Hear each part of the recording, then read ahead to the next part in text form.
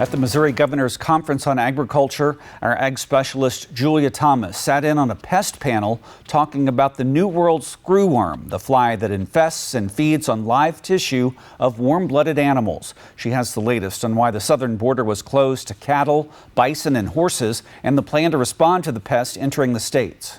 The U.S. saw New World screwworm in 2016 and 2017 and successfully pushed the insect back south out of the states. Now the fly is making its way back north through Mexico. The outbreak started in 2023, with the closest case being 70 miles south of the Texas-Mexico border. It was an isolated incident from the movement of livestock.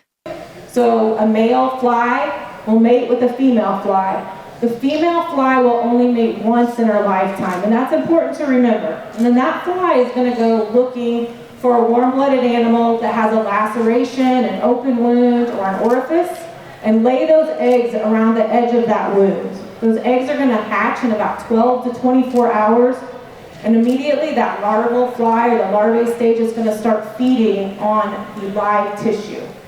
Along with livestock, it can affect domestic pets as well as birds. You can see the larvae as soon as the third day after the eggs hatch. Dr. Linda Lackman, Missouri Emergency Coordinator with the USDA, explained that you may notice an animal isolating, off-feed, or head shaking if they have the pest. You can see a bloody discharge or foul odor. There can sometimes always be a small, like a tick bite, and you won't see the maggots. Those larvae are feeding on the live tissue under the skin, and when you peel that skin back, then you can see hundreds of larvae. The southern United States and the USDA are preparing for a domestic response. Methods of eradication include releasing male flies who have been radiated so that when they mate with female flies, they will lay sterile eggs. Another method is limited movement of livestock and outreach and education. It doesn't fly but about 10 to 12 kilometers in its lifetime, but we see the disease the pest quickly moving northward, hundreds of miles at a time, and that's from illegal animal movements. If you suspect a case of New World screwworm, contact your vet, a state vet, the USDA office, or extension. Seek treatment for your animal as soon as possible, and do not move that animal except to the vet's office or keep it in a contained space. Wipe and spray down any areas that might become infested, and collect any maggot-like objects and save them in rubbing alcohol.